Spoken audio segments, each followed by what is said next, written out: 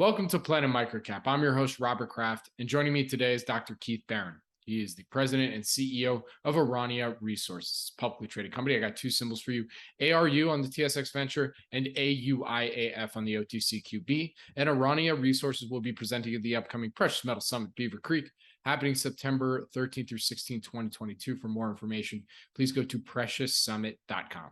And with that, Dr. Barron, thank you for joining me today. How you doing? Doing well. I'm down in Ecuador right now. All right, very good.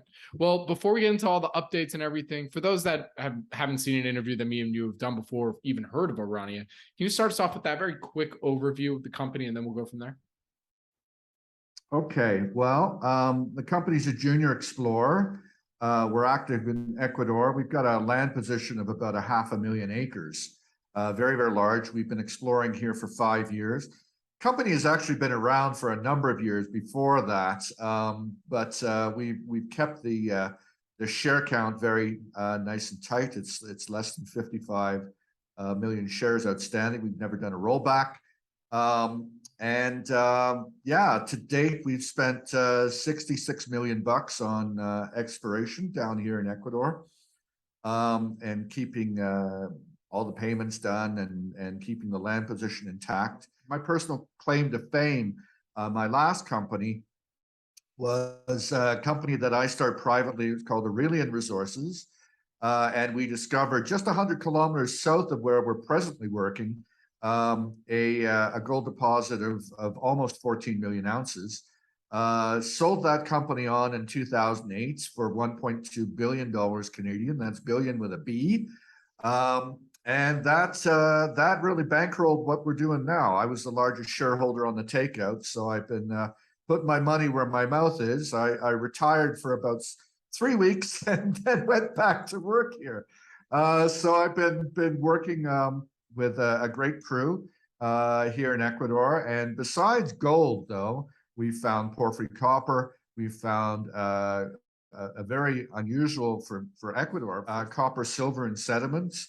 Lead, zinc, silver, and some classic epithermal gold silver type targets. So, actually the last time we did an interview together, we published that literally a year ago today, of the day of the recording, on August 23rd, 2021. We're recording this August 23rd, 2022. So what would you say are some of the company's highlights since in the last 12 months? Two major projects right now that we're focusing on are both porphyry copper projects. And of course, the whole world needs copper, and for EVs and clean energy. One of them is, we believe, a cluster of copper porphyries. It's called Awacha, A-W-A-C-H-A. We have a very, very strong electrical conductor right there. And we have low levels of molybdenum and copper on the surface. It's the ore zone itself does not come to surface. We're going to have to drill and see what we get at depth. But it's a wonderful looking target. It is intact. It has not been partially eroded away. So that's Awacha. The other one is called Tatasham. Tatasham actually in the local indigenous language means woodpecker. It's we believe it's a classic copper iron skarn. It's very, very large. It's about 3 kilometers across and about 1 kilometer wide. And it is a massive, massive magnetic high and a resistivity high as well. And we believe that it could potentially have a lot of copper in it. There's a similar sort of thing very, very close by, only actually a couple kilometers away, from the very, very famous deposit in Irian Jaya in Indonesia, called Grasberg, which is being mined by Freeport-McMoRan. And this one is called Erzberg, which means ore mountain. And that one did outcrop, and it was actually a real contributor to the bottom line of the company back in the early 70s. We think we've got a parallel, kind of an analog to that. So both of these things we intend to drill in the fourth quarter of this year. And so, you know, we're busy doing some detailed geological mapping on these things and really firming it up for drilling. Also, we're putting all the paperwork in to get the permitting done for the drilling itself. And it does take time, and especially, you know, we're still really in post-COVID days and things are slow, but we're getting that side of it done too. Absolutely. So you've already alluded to my next question a little bit, but to close this out here in the full wrap, I guess you'd say, what would you say are some of the company's near-term value catalysts that you want folks to pay attention to? We're not a company that has any plans to ever go into production.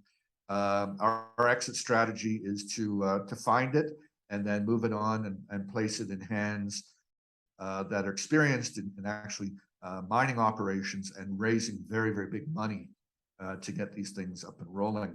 So that's kind of in a nutshell what we're doing. We don't have a lot of time today to talk about our gold stuff, but we've got some compelling targets there too. Well, with that, where can our audience go and find more information on Aurania? Well, look up our websites. It's www.aurania.com. That's spelled AURANIA.com. You'll find my email listed there, and anybody who wants to fire me a couple questions, please go right ahead. And don't be nasty though. And yeah, look forward to hearing from anyone. Very good. All right. Well, Dr. Barron, thank you so much for joining me today. Really do appreciate it. Good luck. Stay safe. And I'll see you in Beaver Creek. Thank you so much. Yep. See you there. Very good. And again, Aurania Resources will be presenting at the upcoming Precious Metal Summit, Beaver Creek, September 13th through 16th, 2022. For more information, please go to precioussummit.com.